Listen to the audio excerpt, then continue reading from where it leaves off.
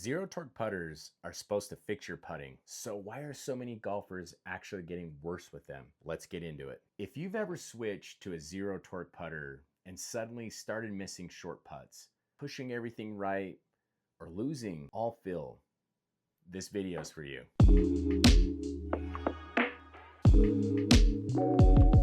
Today, we're breaking down exactly why zero torque putters don't work for some golfers and the biggest mistakes beginners make when using them. What zero torque actually means. First, let's clear up something. Because zero torque is one of the most misunderstood terms in golf, a true zero torque putter is designed so that the shaft axis runs through or very close to the center of gravity of the head. So what does that do?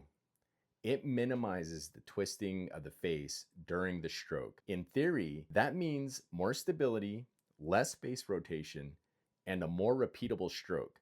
Sounds perfect, right? Well, not exactly. Why zero torque doesn't work for everyone. Now here's that part that a lot of people don't talk about. Zero torque putters do not work for everyone. And if you try one and hate it right away, there's actually a pretty good reason why. We'll go through some of those reasons. Number one, you're fighting your natural stroke. Most golfers have some degree of art in their stroke. That means the face naturally opens, then closes through impact. With the zero torque putter, that rotation is basically removed. So what happens? You start fighting the putter. Instead of letting it swing, you try to force it to behave like your old putter. That's when you see pulls, pushes, and really inconsistent contact. So why does this happen? Your brain doesn't trust it yet. This is a big one. With a traditional putter, you feel the release. With a zero torque, that feeling disappears. So mentally, it can feel like the face is stuck or you're not doing enough. So what do most golfers do? They interfere. They add hand action, they try to guide the ball, and that completely defeats the purpose of this design. Your distance control can suffer early on. One of the biggest beginner issues I had, and I see it all the time, is distance control. Because the face stays so stable, you don't get that same feedback off the strike. So early on, you'll leave putts short, then overreact and blast it past the hole. And your lag putting can feel all over the place. This usually fixes itself, but it takes a lot of reps. Another issue, your setup and alignment. Your top-down view, zero torque putters are extremely sensitive to setup. If your eyes are off, shoulders are misaligned, or ball position is inconsistent, the putter won't save you. In fact, it can expose those flaws even more because now the face isn't compensating for your mistakes. The other thing I see is trying to switch too fast. This might be the biggest mistake of all. Golfers try a zero torque putter for one round, miss a few putts, and immediately say, yeah, this thing doesn't work. But here's the reality. You're not just switching putters, you're changing how the putter behaves entirely. It takes time for your stroke, your feel, and your confidence to catch up. So the biggest reason zero torque putters don't work for some golfers is simple. They fight their natural putting stroke. Most golfers do not have a perfectly straight back, straight through arc. Instead, they naturally open the face slightly on the way back and close it slightly through impact. That's called arc putting, and it's completely normal. Now, here's the problem. A zero torque putter resists that rotation. So if your body wants to rotate but the putter doesn't, you get compensations, and those compensations lead to pushes, blocks, inconsistent strike, and a loss of distance control.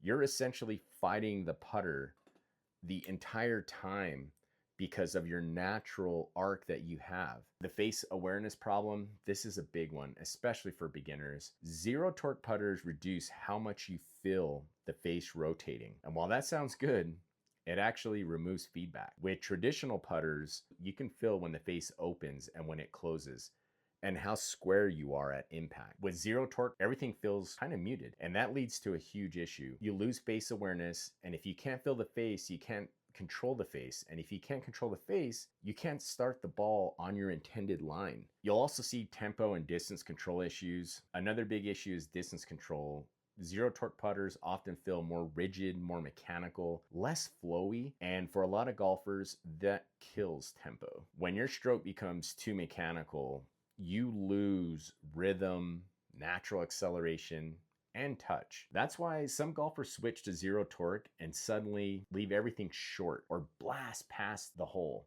It's not the putter being bad. It may be the mismatch between design and feel and you. So going back to it, the biggest beginner mistakes, mistake number one, forcing a straight back stroke. Beginners hear zero torque and think, I need to go straight back and straight through. So they force it. And that's one of the worst things you can do. Your body has a natural motion. If you force something unnatural, you introduce tension, and tension destroys putting. Mistake number two, ignoring the face alignment. Because zero torque putters feel stable, beginners assume the face is square, but stability does not equal accuracy. If your alignment is off, even slightly, you'll constantly miss. Mistake number three, over gripping the putter. These putters already reduce movement. If you grip too tight on top of that, you completely kill the fill. Mistake number four, choosing the wrong head neck style. Not all zero torque putters are the same. Some are face balanced, some are center shafted, some have unique lie angles. If the geometry doesn't match your setup, you're fighting it before you even start the stroke. Mistake number five, expecting instant results. This is key. A lot of golfers switch and expect immediate improvement, but zero torque putters often require a stroke adjustment, a setup change, and a time to adapt.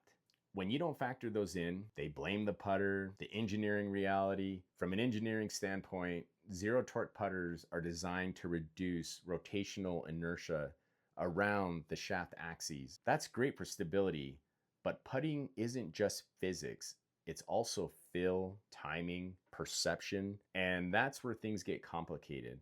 A design that improves mechanical consistency can actually hurt performance if it disrupts your natural motor pattern. So this is why zero torque sometimes don't work. Now, this doesn't mean zero torque putters are bad. They can be incredibly great for golfers who already have a straight back stroke, struggle with face rotation, or want maximum stability on short putts and even long putts. For those players, this can be a game changer. At the end of the day, the best putter isn't the most advanced, it's the one that matches your stroke. If you're thinking about switching to a zero torque putter, test it. Film your stroke. Pay attention to your misses. Are you going left or are you going right? Because the wrong match won't just not help.